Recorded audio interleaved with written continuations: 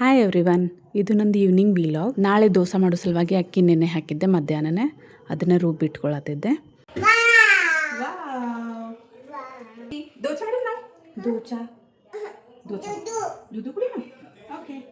ಮಗಳ ಜೊತೆ ಮಾತಾಡ್ಕೊಂತ ಹಂಗೆ ಅಕ್ಕಿ ಎಲ್ಲ ರುಬ್ಬಿಟ್ಕೊಂಡೆ.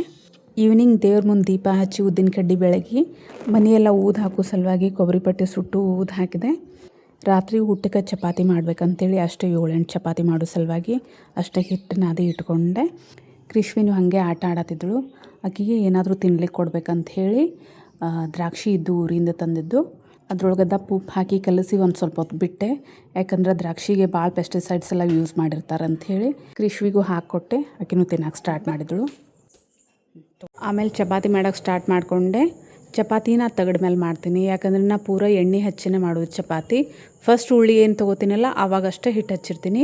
ಆಮೇಲೆ ಮಡ್ಕಿ ಮಾಡೋದ್ರೊಳಗೂ ಆಮೇಲೆ ಮೇಲೆ ಹಚ್ಚಿ ಮಾಡೋದ್ರೊಳಗೂ ಎಲ್ಲ ಹೆಚ್ಚಾಗಿ ಎಣ್ಣೆ ಹಚ್ಚಿನೇ ಮಾಡ್ತೀನಿ. ಮತ್ತು ಚಪಾತಿ ತವಿ ಒಳಗೆ ಹಾಕೋಕ್ಕೂ ಅದು ಈಸಿ ಆಗ್ತೈತಿ. ನನಗೆ ಅದೇ ರೂಢಿ ಆಗಿಬಿಟ್ಟೈತಿ. ಸೊ ತಗಡನೇ ಯೂಸ್ ಮಾಡ್ಕೊಂಡು ನಾನು ಚಪಾತಿ ಮಾಡ್ತೀನಿ. ಚಪಾತಿ ಎಲ್ಲ ಮಾಡಿ ಮುಗಿಸ್ಕೊಂಡೆ.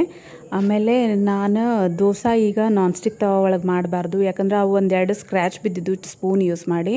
ನನಗೆ ಮೊದಲೇ ಕಾರ್ಸಿನೋಜನ್ಸ್ ಅದು ಪ್ರೊಡ್ಯೂಸ್ ಮಾಡ್ತಾವಂತ ಹೇಳಿ ಭಾಳ ಜನದಿಂದ ವೀಡಿಯೋಸ್ ಅದು ಇದು ನೋಡತ್ತಿದ್ದೆ. ಆಮೇಲೆ ಅದು ನಾನ್ ಸ್ಟಿಕ್ ತವಾನೇ ಯೂಸ್ ಮಾಡಬಾರ್ದಂತ ಹೇಳಿ ಬೀಡಿನ ತವ ತೊಗೊಂಡು ಬಂದೆ. ಇದು ಮತ್ತು ಪಡ್ಡಿನ ತವ ಎರಡೂ ತೊಗೊಂಡು ಬಂದಿದ್ದೆ.